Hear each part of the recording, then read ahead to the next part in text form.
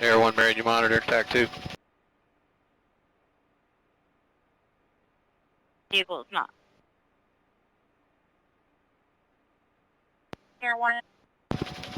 Air 1, I need you to timestamp this call. Reference a green laser hit approximately 3/4 of a mile east of our search location.